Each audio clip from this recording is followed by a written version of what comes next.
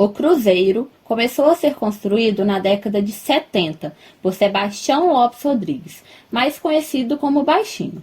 O intuito do cajuriense, que na época era vereador pelo partido Arena, era deixar um marco cultural, turístico e de lazer para sua cidade. E devido à sua fé católica, idealizou o cruzeiro num ponto estratégico, onde esse pudesse de braços abertos iluminar e proteger a nossa Cajuri. Enfrentou dificuldades de acesso ao local de construção, mas sendo um homem visionário e à frente do seu tempo, não desistiu perante todas as adversidades. Posteriormente, o cruzeiro possibilitou a distribuição de energia elétrica advinda da usina Santa Rita e a instalação do primeiro receptor de TV para Cajuri, sendo pioneiro em toda a região. Esse marco se deu pelas mãos de Silvio Reis, um cajuriense nato que, com toda sua astúcia e inteligência, idealizou e concretizou sozinho a fabricação dos repetidores de sinal de TV, deixando um grande marco na história da cidade. Atualmente, o local possui em seus arredores uma mata fechada, contendo uma flora extensa nativa da região, além de uma fauna rica, incluindo espécies em extinção, como o lobo-guará, que já foi diversas vezes avistado por visitantes do lugar. Meu nome é Pedro Arnaldo, eu sou filho de Silvio Reis e de Diva Andrade. Tenho 61 anos, desde que nasci eu resido aqui em Cajuri, de maneira que a gente conhece muito a história de Cajuri e só saí de Cajuri por um período para estudar aqui na Universidade de Viçosa. Regressei como professor na Escola Estadual Capitão Arnaldo Dias de Andrade, posteriormente fui diretor da mesma entidade. E hoje estou tendo o prazer aqui de participar da entrevista sobre o saudoso Silvio Reis e o nosso cruzeiro. Para iniciar a entrevista, eu gostaria de saber do senhor como que o seu pai, o Silvio Reis, teve a brilhante ideia de realizar os receptores, como que foi a produção, a instalação, como que foi bem recebida na nossa cidade. Ô, Márcia, agora a história vai ficar longa, porque tudo tem um princípio. E o Silvio Reis, como as pessoas, quem o conheceu, sabia que era uma pessoa muito dinâmica, uma pessoa que gostava muito de pesquisar, um cientista, era um homem considerado além do tempo, nasceu fora da época. E a televisão também, para ele, foi a curiosidade. E ele foi desenvolvendo, foi fazendo pesquisas, foi fazendo projetos e foi cada vez mais aperfeiçoando aquilo que ele estava fazendo. O pai, a formação dele era 4 anos primário, porém ele tinha, pela a lida, né, da tecnologia da época, ele foi obrigado a aprender inglês técnico, da leitura das peças, dos esquemas que tinham e das pesquisas que ele fazia. Ele tinha vários livros aí que ele lia em castelhano, ele lia em inglês, não era uma pessoa que falava fluente, nada disso, mas ele tinha um entendimento. Através da leitura, ele conseguia identificar as peças, identificar os esquemas e montar o laboratório dele. Tinha colaboradores na época, por exemplo, Zingadeira, Joana Campos e outros colaboradores entusiastas, né, com o processo da televisão. Ele começou, na verdade, ele teve uma formação de rádio técnico no Instituto Monitor. Hoje a gente tem o Instituto Universal Brasileiro e era uma coisa similar. E através desse Instituto Monitor, ele teve a formação dele de técnico em conceito de rádio e começou mexendo com rádio, desenvolveu rádio. Aliás, ele era um grande apaixonado pelo rádio amador, isso aí é uma outra história, mas é toda coisa voltada para a comunicação. Então a televisão, ele despertou o interesse por aquilo e naquele tempo era muito difícil tudo. Peças, o sinal de televisão era muito difícil. Então ele começou a fazer o desenvolvimento dos aparelhos, dos repetidores de televisão, partindo de uma pesquisa. A pesquisa dele inicial é uma coisa muito É até difícil para as pessoas hoje entenderem o que se passou. Por exemplo, nós estamos aqui diante de uma câmera, um celular, coisas muito práticas, muito básicas. Naquele tempo nada disso existia, nada disso. Para você montar um microfone era uma parafernália imensa que se fazia para chegar no resultado final com uma coisa de péssima qualidade. Hoje, um aparato desse, né, transmite o som puro, nítido. Então é tudo muito difícil e a compreensão, às vezes, das pessoas hoje também fica difícil por causa da praticidade que se tem hoje para tudo. Então nós começamos, eu me lembro, eu era criança, mas me lembro, aqui nesse pasto que tem aqui no fundo de casa, que eu passo no Pasto Suadrão, que hoje é o terreno do Salinho, do Pasto Suadrão. Os primeiros sinais de televisão que ele conseguiu foi exatamente aqui nesse pasto. Era a TV Itapolomi, sinal vinha de Belo Horizonte. E como é que eles faziam para captar isso? Não existia nada portátil. Então a televisão era uma televisão grande. E estenderam um fio desse pasto acima para a energia chegar lá em cima para a televisão. Então colocava a televisão lá em cima e com uma antena, que a gente chamava antena de rabo de peixe, antena de ar, como se diz. Essas antenas de alumínio, aquelas varetinhas de alumínio. Então, com uma antena daquela, apropriada para aquele canal, que ele tinha feito a pesquisa, desenvolveu, que era tudo dentro de medidas. Né? Uma antena para o canal 4 era uma medida, para o canal 8 era outra medida, e assim a coisa funcionava. Então, levava para lá. Esses adeptos dele aí, que gostavam, né, colocavam essa televisão grande em cima de uma padiola. Padiola era como se fosse uma maca que a gente transporta pessoas, né? Uma padiola, tipo um andor de a gente carrega sampo, né? É aquilo, colocava a televisão ali em cima e no mínimo 4 pessoas, um de cada lado pegava e levava a televisão lá para cima. E mais aquele monte de gente na curiosidade para ver o que ia acontecer. Então ele subia o morro e ficava lá à noite, porque durante a televisão começava a funcionar por volta de 4, 5 horas da tarde e encerrava o mais cedo possível também, meia-noite já estava encerrado. Então, o prazo de pesquisa deles lá em cima não era muito.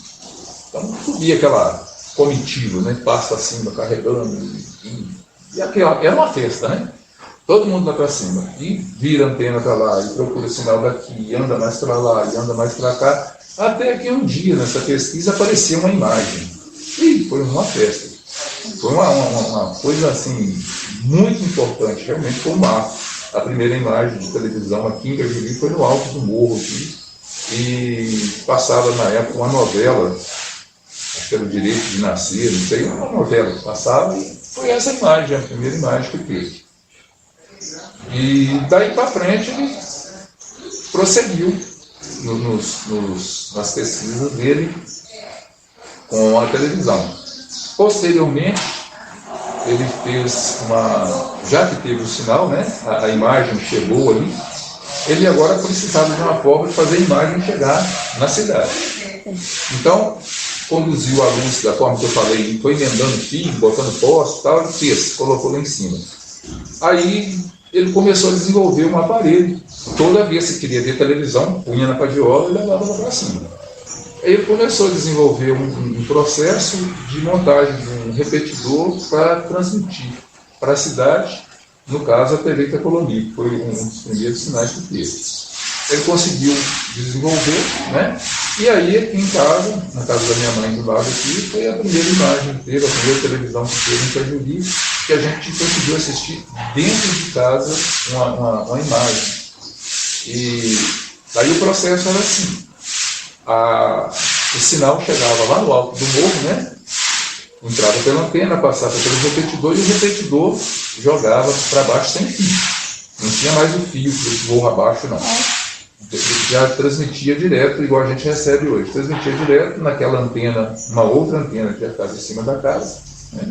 E o sinal descia até a televisão. Antes disso, o sinal era recebido lá em cima e do mesmo jeito que subia um fio de luz, descia um outro fio com o sinal. Tá? Um poste também, a mesma coisa, um fio com o sinal. Aí depois que ele fez o repetidor, eliminou esse fio e começamos a assistir televisão em casa dessa maneira. Isso por volta de qual década, Pedro? Isso foi dentro da década de 60. Agora, eu não sei precisar para você certamente o ano, porque eu já me lembro, no ano de 70, na Copa do Mundo de 70, lá em casa, a gente assistindo a Copa do Mundo, onde o Brasil foi campeão no México, tricampeão no México, e me lembro, na televisão já era colorida. Então já teve um avanço, né? Que isso tudo que eu relatei anteriormente era a imagem preta e branca, né? E dali, essa primeira imagem que teve aqui em casa, depois não sei mais quem foram adquirindo aparelhos de televisão e a coisa foi evoluindo. Em cima das casas começaram a aparecer as antenas, né? Essas antenas que eu falei de varetas de alumínio, cada um na sua dimensão, e a coisa começou a se espalhar na cidade. Mas ele não ficou por ali, satisfeito ali, porque recebia um sinal, mas ele sabia da existência da TV Globo, da TV Tupi, que veio depois da TV Itapolomi. E eram sinais que vinham do Rio de Janeiro. Rio de Janeiro, às vezes de fora. Aí ele procurou a montanha mais alta. A montanha mais alta que ele teve foi a que a gente chamava o Morro do Omar Ladeira, que é onde tem aquele loteamento hoje da Glória, ali, lá no fundo, aquele ponto mais alto ali, o lado oposto à rede, à torre de celular que tem ali em cima, do lado oposto. Seria bem no fundo ali do Morro da Glória. E ali também foi o mesmo processo. Colocou lá levou a rede elétrica até lá em cima, montou o repetidor, e aí já eram mais canais de televisão. Chegava a pegar 2 canais de televisão. Mas aí não parou naquilo, querendo mais qualidade de sinal e mais número de canais. Os números de canais eram muito limitados, eram 1 ou 2, máximo 3. Aí teve a brilhante ideia do Morro do Cruzeiro, que era o Morro do Mané Campos, que na época, né, que o proprietário era Manuel Campos. Eu não sei se Manuel Campos era prefeito na época, mas ele deu apoio e era um dos entusiastas, né, da época, que ficava acompanhando o pai e gostava de sinal de FM, essa coisa toda, e conseguiu ir lá para o Morro do Cruzeiro. A energia elétrica, quando foi feita para ir lá para o Morro do Cruzeiro, o poste que partia a energia para lá, ele ficava mais ou menos na entrada da Rua do Sapé. E ali era o padrão, né? O padrão de luz foi feito num poste, um poste de madeira, ficava ali na entrada da Rua do Sapé. Então, ali ligava o padrão, ligava lá em cima a torre e o sinal começava a funcionar. Como eu disse lá no início, as estações de televisão entravam no ar muito tarde, 4 horas da tarde, 5, e encerravam, não tinha hora de encerrar, não é igual hoje. Hoje é 24 horas. Não, lá não tinha hora. Tinha hora, mais ou menos hora de começar e mais ou menos hora de acabar. É igual o trem era antigamente. O horário dele é mais ou menos 9 horas e ir embora. Então o que acontecia? Para não ficar, porque esses equipamentos eram feitos de válvulas e as válvulas tinham uma vida útil curta. Para poupar ao máximo, o horário que não tinha sinal ficava desligado. Então o pai fez um relógio, um despertador antigo, até isso é difícil das pessoas visualizarem, né? Um despertador era um relógio grande assim, e tinha que dar corda nesse relógio para ele poder despertar. Então o que ele fez? Ele montou uma chave, que a gente chama de chave faca. Ela ligava assim, né? E da ponta dessa chave tinha um barbante que ficava enrolado num carretel que era preso nessa roldana do despertador, né? Quando você dava a corda no despertador, você girava para a direita. Quando ele despertava, ele rodava no sentido anti-horário, né? E o que acontecia? Quando ele rodava no sentido anti-horário, esse barbantinho ia enrolando nessa carretilha e fazia com que a chave desarmasse, desligava o sistema elétrico todo. E todo dia ele não ligava, a gente tinha que ir lá para ligar. Ele não montou um mecanismo para poder ligar, só para desligar. Então, dava a hora, 4 horas da tarde, a gente ia lá, ligava, baixava a chavinha e dava a corda no despertador e ajustava para ele desligar. 1 hora, 2 horas, meia-noite, ajustava para desligar. Então acontecia muito Período de férias, às vezes a gente estava aqui em casa assistindo filme mais tarde, para aproveitar da televisão. Então, quando às vezes estava no auge do filme, o pau quebrando, né, vamos dizer assim, pronto, desarmava. Escolhia um, tinha que sair daqui correndo, ir lá na Rua de Sapé, ligar o sistema de novo, para poder terminar de assistir o filme. A condição era só essa. Quando o filme terminasse, tinha que voltar lá para desligar, para não ficar o equipamento ligado a noite inteira. Então, esse aí é um dos casos. Com relação ao futebol, teve uma final de campeonato, o Cruzeiro disputando, acho que a Libertadores da América, veio um monte de gente de Viçosa, porque Viçosa também não tinha televisão. Cajuri era o pioneiro na região. E vieram aqui para casa para assistir o jogo do Cruzeiro. Eu lembro disso, tem gente aí hoje, o Ney Caratinga, por exemplo, foi técnico, é técnico de futebol, não sei de qual time hoje, veio aqui em casa, ele é estudante da universidade, veio para assistir jogo aqui em casa. É um dos jogos aí do Cruzeiro. Depois do Homem à Lua, a chegada do Homem à Lua, me lembro também. Mas assim, detalhes, não lembro, que era menino e achava aquilo muito interessante. E pelo fato da gente ter a televisão em casa, já naquela época, eu preferia ir para a rua brincar do que ficar vendo televisão. Tinha desenho, mas a gente não tinha tanta fome de ver televisão. E conforme o tempo foi passando, a televisão começou a se expandir, mais pessoas tinham, aí a gente tinha com quem comentar. Ah, você viu o filme ontem? Passou isso, tal, e que a gente conversava. As antenas, igual você falou, eram colocadas em cima das casas. Então você sabia quem tinha televisão em casa. Você olhava por cima e tinha uma antena, né? E tem muito caso interessante disso, que, como eu disse, o sinal era muito direcionado.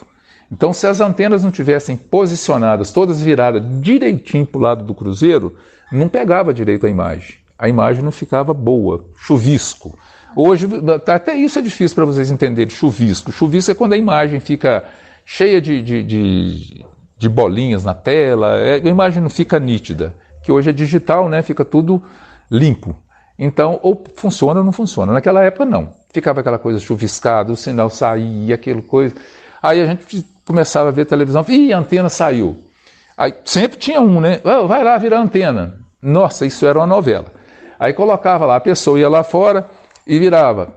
Tá bom, tá aí, tá bom, chega, não vira mais. Aí a pessoa vinha para dentro de casa. Quando ele largava o bambu, não, mas era um bambu, né? Que ficava na antena, largava o bambu voltava. E ficou ruim de novo, piorou. Aí ficava um negócio muito difícil de quem estava lá fora entender. Que a gente falava, piorou. E não é melhorou, é piorou e melhorou, né? Então a pessoa ficava, piorou, hein? Piorou! E ficava naquela bagunça até chegar no ponto, era muito difícil, mas são as dificuldades, né? Agora tem uns casos interessantes, tinha um pessoal do Seu Canuto, pai da Leda, morava aqui em Cajuri. E exatamente nessa época que a televisão começou a desenvolver aqui em Cajuri, as pessoas comprando televisão, aquela coisa toda, e eles já tinham televisão aqui na casa deles e tal. E esse pessoal, o parente da Leda, eles mudaram para Goiânia. E quando eles mudaram para Goiânia, eles ficaram um período no hotel, até se acomodar, se adaptar, tal, ficaram no hotel. E nesse período que eles estavam no hotel, foi instalado lá no hotel, estava sendo instalado televisão lá no hotel. Estava colocando televisão no hotel. E aí aquela euforia toda no hotel, que tá televisão, não sei o quê, e chamaram eles. Vai televisão, vamos lá assistir. Ah, não, nós já estamos acostumados com isso. Ah, mas como assim? Aí contaram a história, Cajuri e tal, isso que a gente está falando aqui, Cajuri já existia e uma capital ainda não tinha amplamente, né, o sinal de televisão. Nessa conversa nossa aqui tem o intrépido companheiro inseparável de pai nessas buscas de televisão, que era o Zé Leandro. Não sei se vocês se lembram dele. Ele que ajudava muito pai, fazia muita raiva no pai, mas ajudava muito. Que ele, às vezes, por compromissos extras, né, a festa, etc., tal, no dia seguinte ele não aparecia para poder ou viajar com o pai para alguma coisa, ou para poder dar continuidade, né? E o pai ficava muito bravo. E aí a gente ajudava, né? Então tem, assim, muitas histórias, a dificuldade de se conseguir equipamento, isso aí não mais à frente, para a década de 70, 80, 70, 80, por aí. As coisas evoluíram e pai já não trabalhava mais com válvula, já era transistor.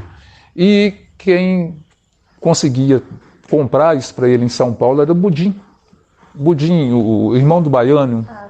Ele que era a pessoa que fazia a ligação. Para sair para São Paulo era uma dificuldade. E ele, esporadicamente, ele vinha. Aí, quando ele vinha, pai passava para ele a relação. O telefone era uma dificuldade louca de se falar no telefone. O telefone era de manivela, né? Não sei se vocês sabem o que é isso. E era conseguido dessa forma, com muita dificuldade.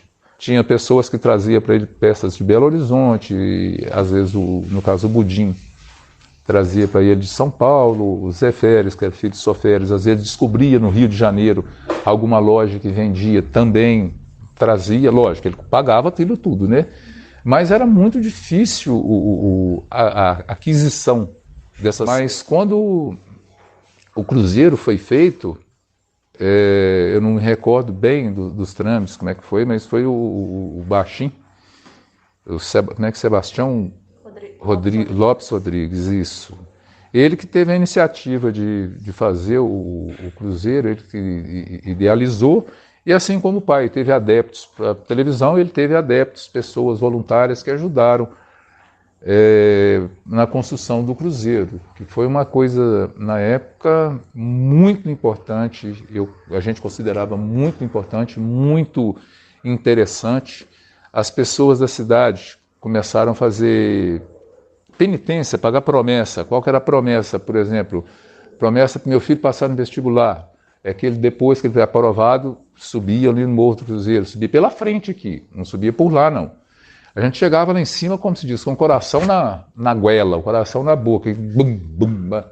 Era pesado, a gente subia e subia depressa. Menino, aquela coisa de tudo é chegar mais depressa, fazer mais rápido. E as pessoas de idade mesmo subiam por aqui, no meio do mato. Depois foram abrindo essa clareira, né? Essa mata, abriram essa clareira e começou a ficar mais fácil. As pessoas subiam ali, tinha de espaço em espaço, a própria natureza fez uns degraus para conter a enxurrada, não sei se é aquilo, mas não foi o homem que fez, foi a própria natureza. Então tem como se diz, uns bancos, né? Mais longos, né? Degrau para você subir de passo a passo, não. Tinha um banco aqui, um degrau, né? Depois uns 10 metros, 20 metros para cima, tinha outro, e assim, até chegar lá em cima, uma areazinha a gente fazia até de descanso. E com o tempo, aquilo era iluminado, bacana.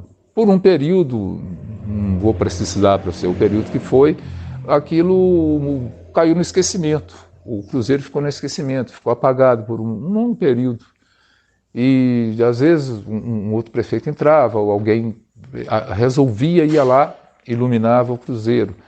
É um ponto de referência, né? Eu me lembro com muita perfeição disso. Uma vez o cruzeiro estava iluminado, foi uma época de Natal, não lembro quem que consertou, quando a esposa a viúva do Baixinho, a Dona Maria, viu, ela contemplou, chorou de tanta emoção de ver a realização do Baixinho, né?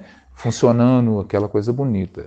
Eu acho uma referência, o cruzeiro eu achei ele muito importante para Cajuri. A gente que às vezes quando está chegando em Cajuri, vindo de Coimbra, lá perto da Itaipava, do Mildo Devete, de lá a gente já consegue avistar o cruzeiro à noite, né? Já consegue avistar, identifica, opa, estamos em casa, estamos chegando em casa. E é muito interessante, é muito importante para a gente ter um marco de referência.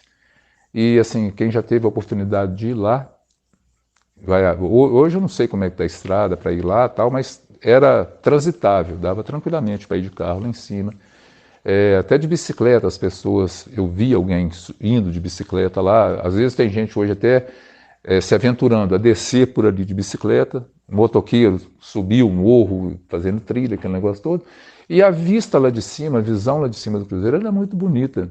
A gente vê o Cajuri não vê de ponta a ponta, porque esse morro da frente aqui, morro que era do Manuel Campo ali, ele não deixa a gente ver a rua de cima, né? Mas você vê grande parte da cidade, pro lado do Morro Grande, você vê pro lado do Morro da Silva. Então, assim, eu considero que o Morro do Cruzeiro, o cruzeiro, ele deve ser sempre mantido em condições de ser visitado e ser estimulado para as pessoas irem lá visitar, né? Tem pessoas aqui em Cajuri que gostam de acampar lá em cima. O Fuscão, vocês conhecem, eu conheço como Fuscão. Ele mexe, ele gosta. Ele pega a barraca, ele, Zé Gatão, essa turma, vai passar a noite lá no Morro do Cruzeiro. Mas de uma forma ordenada. Eles vão para lá, acampam, tá? Quando você vai lá ver, se for lá, você não vê um vestígio que eles tiveram lá. Não deixam lixo, não deixam nada. Eles preservam o local. Eles gostam do espaço.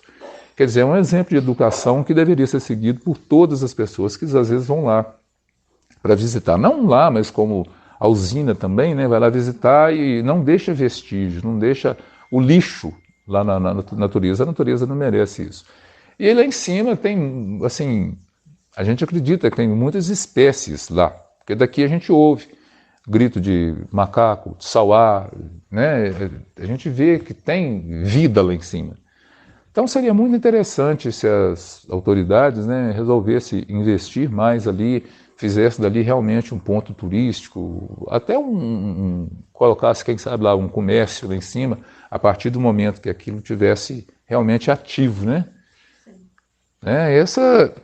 As boas lembranças que eu tenho do Morro do Cruzeiro, um entusiasta da época também que cedeu para fazer o espaço, que foi o Manuel Campos, ele ajudou muito para fazer aquilo, para a televisão ser instalada lá. Então, assim, são pessoas que eu acho que a gente tem que lembrar e que sirvam de exemplo, né, para os que estão aí hoje, ajudarem a manter as coisas importantes que foram construídas no lugar e que servem realmente como ponto de referência. E meu nome é Maria Argemília Lopes Rodrigues, mas todo mundo me conhece como Maria do Baixinho. Eu nasci na Caixa d'Água, mas vim para aqui, para Cajuri, muito nova, acho que eu estava com 5 anos, quando eu vim para aqui. E desde então, permaneço aqui, né? E depois tive muito tempo, né, solteira, depois casei com Sebastião Lopes Rodrigues, mais conhecido como Baixinho. E depois disso, passou muito tempo, já tinha acho que eu tinha os filhos todos já, não sei, tinha até Félix já, né? Tive os meus 6 filhos, que as 2 primeiras eu perdi. Meus 6 filhos, estava tudo em casa, passando dificuldade, né? Porque aqui antigamente não tinha nada, né? Quem não tinha, por exemplo, isso para montar alguma coisa, passava aperto. Aí, depois disso, o ideal dele era fazer alguma coisa para deixar, né? Uma lembrança, uma coisa que ele fez. E nisso, ele conversando com Maron pegou e, né, decidiu, como é que a gente fala? Incentivou ele. Incentivou e deu o espaço lá em cima. E ele já sempre ficava olhando lá para cima e falando, um lugar ideal para fazer alguma coisa para Cajuri. Para ficar marcado, né? Cedeu o espaço lá, foi Manuel Campos. Mas ele teve apoio muito grande do Maron, que conseguiu, né? Maron ajudava ele no principal para comprar as coisas para levar lá para cima, como os materiais de construção, que ele teve muita dificuldade para levar lá para cima. Mas Deus ajudou, que deu tudo certo lá. É um lugar muito bom. Padre, então, fala muito bem daquele lugar. O Padre Oswaldo foi lá, celebrou missa. O Padre Joaquim também já foi lá, não já? Pois então. Ele celebrou missa lá, é um lugar que precisava de ter mais apoio das pessoas de Cajuri. Porque lá é um lugar público, mas acontece que precisa de alguma coisa. Aí, nisso, ele, com muita dificuldade, levava material de construção para lá. Inclusive, tinha o filho de Dona Maria Olinda, que ajudou ele demais a levar o material. A coisa que eu tenho mais vontade é que ali seja um lugar público para todo mundo, que todo mundo pudesse aproveitar o ambiente, que lá é muito bom, lá em cima, que foi uma coisa que ele, foi muita dificuldade para ele, inclusive ele passou mal, ficou tão cansado, que ele chegou a passar mal lá em cima, teve que levar lá para a farmácia, tomou remédio. Acho que ele passou uns 2, 3 dias sem ir lá. Mas, de qualquer maneira, foi muito bom. E toda hora que eu passo ali, eu passo para lá e falo assim, bom dia, baixinho, que Deus te dê paz, sabe? Olho para lá e falo, de manhã e de tarde, sabe? Mas é uma coisa muito boa, a coisa melhor que baixinho fez nesse mundo foi... Eu tive 8 filhos, as 2 primeiras faleceram. Depois eu tive mais 6. E todos frequentou muito lá em cima, que eu levava sempre para fazer piquenique. De domingo, a coisa que eu fazia. Baixinho chegava da loja, almoçava e ficava aqui. Eu passava a mão dos meninos, fazia umas coisinhas para comer. Eu levava uma fruta, não tem qualquer. Lá para cima, murchava daquele lugar ali, menino. E levava os meninos tudo lá para cima. Lá eles brincavam em volta, lá, porque não tinha espaço também. Não podia facilitar lá em cima, não, porque caía. Mas eu só tenho recordação muito boa e peço muito a Deus que aquilo ali fique até o final da nossa vida. Mas para levar o material para lá, era no carrinho de mão, né? Levava pedra, tijolo, cimento, a água para fazer as coisas lá, sabe? Era tudo ali. Na carroça. E Toninho e Maria Olinda ajudavam a empurrar. Ele trabalhou durante o tempo que o baixinho esteve ali, Toninho trabalhou com ele. Eu sei que foi uma coisa muito boa mesmo. Meu pessoal de Volta Redonda, agora até que não está vindo mais aqui, né? Mas quando a mamãe era viva, que vinha aqui, muito, eles falavam, quando chegava lá no Alto do Cruzeiro, eles faziam questão de parar lá para poder olhar para o Cruzeiro. Dizer que a vista mais linda que tem é do Alto Cruzeiro para ver ele aqui. Muito, muito bom mesmo. Só tem aquelas coisas boas dali. Mas, né? A gente não tem condições de manter. Quem podia fazer isso igual é a prefeitura. Faz parte dali. Aí eu não sei como é que vai ser mais, o que pode acontecer. Mas eu sei que foi muito bom o serviço, ele gostava demais de trabalhar ali. Eu sei que onde que ele estiver, ele está muito satisfeito de vocês virem fazer entrevista aqui, saber da vida dele. Mesmo. A senhora no futuro, como que a senhora quer que o Cruzeiro esteja? Daquele jeito mesmo ali, manter ele daquele jeito, mas, porém, valorizar aquilo ali, tipo assim, de um lugar para a pessoa ter um salgado, uma coisa lá para usar quando for lá. Um ponto mesmo, Ponto turístico. Mas eu sei que é muito bom saber disso, viu? No mais, minha filha, você corre atrás dos filhos, que eles têm mais do que eu para falar. Já foi ótimo. Meu nome é Carlos Castilho Rodrigues, sou casado com Rosa, da população deve conhecer, e sou comerciante, tenho 59 anos, sou cajuriense, não sou brasileiro só não, sou cajuriense. E o nome do meu pai é Sebastião Lopes Rodrigues, mais conhecido pelo pessoal da época como Baixinho. De Baixinho ele não tinha nada, mas era como Baixinho. Eu só sei que um dia em casa ele falou com a gente a respeito daquele local escolhido pela visibilidade. Entendeu? Que onde os 4 cantos de Cajuri que você chegasse, daria para ver, né? O cruzeiro aceso à noite, não sei o quê. Tanto é que acendia aquele cruzeiro na Rua do Sapé. Hoje eu acho que acende automaticamente. Fotocélula, essas coisas assim. Aí surgiu essa ideia dele de fazer um cruzeiro iluminado. Nesses termos aí. Parece pequeno na hora que você chega daqui, a gente olhando aqui para lá, mas na hora que você está lá embaixo é bem grande. Você já foi lá? Já.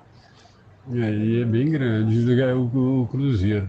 Aí eu estava te falando em termos da dificuldade de levar material lá lá na época, foi levado através de carro de boi, de carroça, de burros, água, brita, cimento, pedra.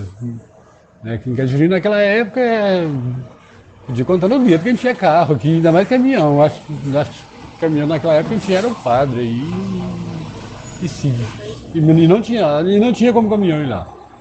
No mais ali, ó, que eu me lembro na época, a gente era criança e você já viu, né?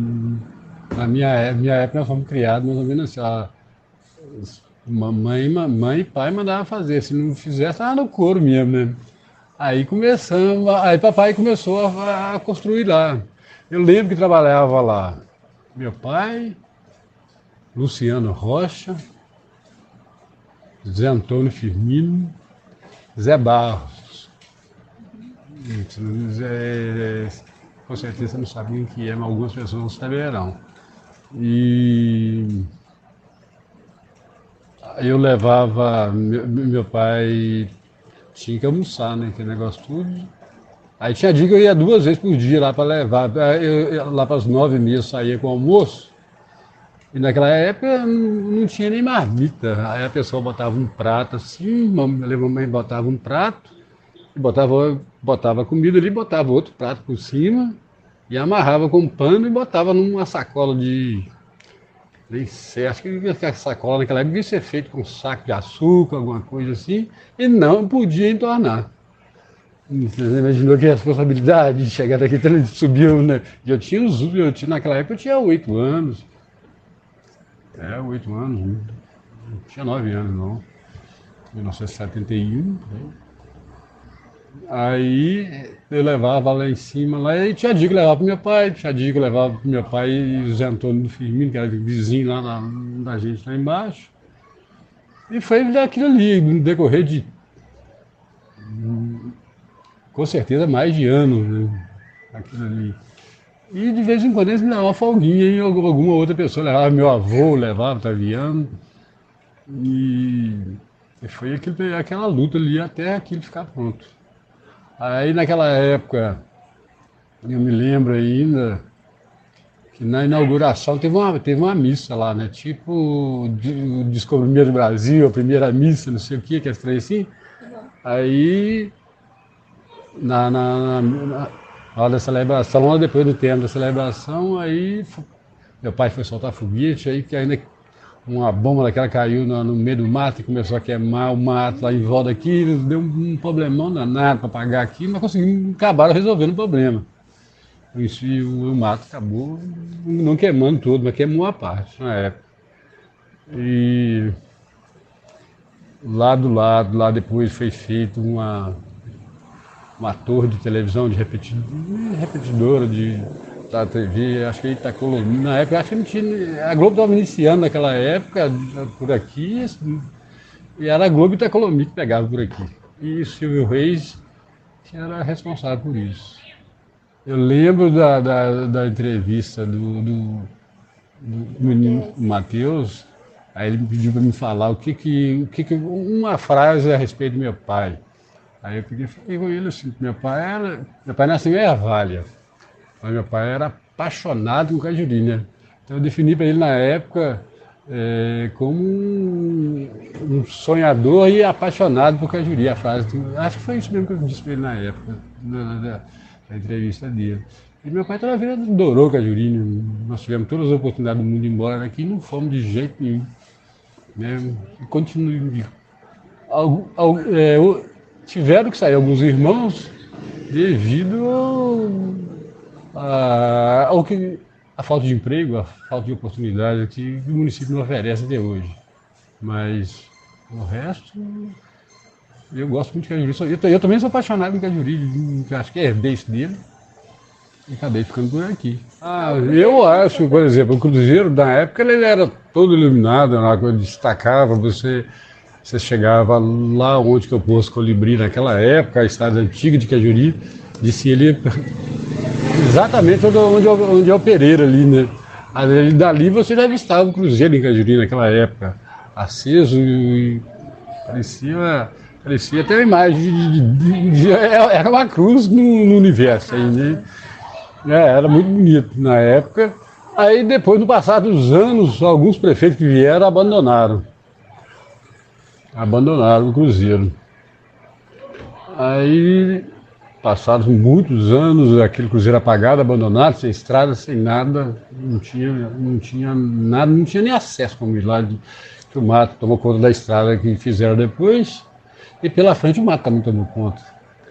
Eu mesmo tive lá há uns 5 anos atrás, por aí, uns 4 anos atrás, a estrada está bem avacalhada até hoje. Eu acho um descaso danado, com uma coisa que se torna até um patrimônio. Todo lugar tem uma imagem de Cristo Redentor, tem um Cristo Redentor lá em Viçosa, tem lá em Ervalha, tem. E ali devia ser uma coisa assim, e poderia até ser explorado turisticamente, porque eu acho, para quem vai lá em cima, e quando está limpo, quando está bem cuidado, capinado, limpo, onde você pode fazer um piquenique, alguma coisa diferente. Você levar uma pessoa que nunca foi, e vai lá em cima e olha de lá para os 4 cantos de Cajuína para você ver que coisa bonita, mais linda do mundo que é aquilo lá em cima, né? Então eu acho que os prefeitos, ou pelo menos os vereadores aí, teriam que brigar por uma coisa, ou tentar melhorar o acesso para sempre. A comunidade tivesse condições de ir lá, uma pessoa que viesse passear aqui, fosse lá tirar sua foto lá no cruzeiro, sei lá. Eu particularmente, eu nunca parei para pensar num projeto para esse cruzeiro, mas eu acho que daria para explorar de outras formas, daria para... Que é bom ir. Igual eu te falei, uns 4 anos atrás eu fui a pé, não passei pela frente mais, aí passei lá pela rua de Sapé, lá pelo... Indo para o Paraguai, ele sobe ali o morro ali, passa pelo terreno do Círio, vira e vai lá. É uma caminhada e tanto, né? Eu gostaria de ver o cruzeiro uma coisa assim, um ponto de orgulho, uma referência de Cajuri. Eu acho que deveria ser pensado dessa forma, porque não foi fácil, foi uma luta. Só quem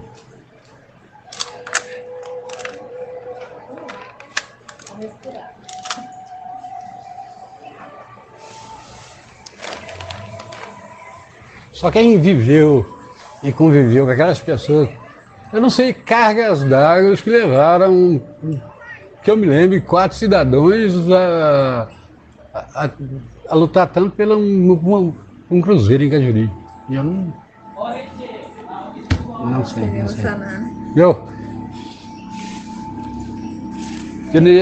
Eu te falo que é pela dificuldade de ir, naquela época, nossa, era tudo muito difícil, não é terrivelmente muito difícil. Então, uma coisa tão difícil de conquistar. E fica totalmente abandonado. Então eu fiquei. Então, eu acho que a administração municipal tinha que olhar com outros olhos. E repensar e ver se fazer alguma coisa para que o povo, pelo menos o povo local, tivesse a oportunidade de ir lá e conhecer o que é o cruzeiro. Porque não tinha que, por exemplo, para ir lá no cruzeiro, a pessoa tem que disponibilizar um tempo. Você tem que levar uma água, você tem que levar. Ainda mais se você for com uma criança, alguma coisa assim. É um passeio, na minha opinião, é um passeio. A gente, quando era criança, a gente ia para todo enquanto lugar com a minha avó. E naquela época não tinha carro, não tinha nada. A gente ia a pé, então você demorava 2 horas, 3 horas, achava longe, ficava cansado, mas você ia. E eu esqueci de falar que eu acho que quem iluminou depois de muitos anos ali o cruzeiro, vou dar mérito nas pessoas, também foi na gestão do Maria do Carmo, que voltou a iluminar lá, minha mãe pediu, não sei o quê. Quando acenderam o primeiro dia, ela ficou... E naquele dia já foi novidade de novo, né? Porque já tinha... Eu nem me lembrava mais do cruzeiro que nasceu. Se fosse, se lá, por exemplo, tivesse o cruzeiro, tivesse uma capela, aí já teria como a pessoa explorar o turismo lá no caso. Seria um ponto turístico, tranquilamente. ou pelo menos umas datas, dia da cidade, dia de Nossa Senhora Aparecida, eu tivesse uma oportunidade de fazer alguma coisa lá que atraísse o povo lá. O pessoal daqui conhecer o que é o Cruzeiro, porque acho que na memória, e acho que é só a minha geração. A gente ia lá de qualquer jeito, né? A gente ia para chiar de canoa lá de cima, por isso a gente chega lá em cima, lá chiava de canoa. Eu, essa irmã minha que estava aqui agora aqui, os meninos lá daquela. A gente era tudo criança, hoje está todo mundo com 50 e poucos, 60 anos, 70 anos. Mas a gente ali onde a mamãe mora ali embaixo ali, era a família de ferroviários ali, ferroviários você já viu, né? É um monte de filho. Todo mundo era um monte de filho, um monte de neto, um monte de. Era tudo muito, né? Porque eles que tinham poder aquisitivo naquela época, tanto é que eu acho que o pessoal de ferroviária moraram, a maioria dali, daquele colégio para baixo ali. Então era muita gente. Falar da história é isso aí. Eu tenho um filho de 7 anos e eu já fiz questão de levá-lo lá. A última vez que eu fui, que eu te contei aqui de caminho, eu fiz questão de chegar. Tinha até umas fotos no meu celular dele lá para mostrar onde favor, quem fez. Ele era um camarada. Nossa mãe, ele chegava muito além do tempo dele, mas muito além do tempo dele. Tanto é que eu considero meu pai. Eu não cheguei a fazer faculdade, não cheguei porque eu não quis, que ele me deu a oportunidade mais da conta para fazer. E eu não cheguei, mas a maioria dos meus irmãos fizeram. E a faculdade que eu fiz foi com meu pai. Tudo que eu sei foi com meu pai. Entendeu?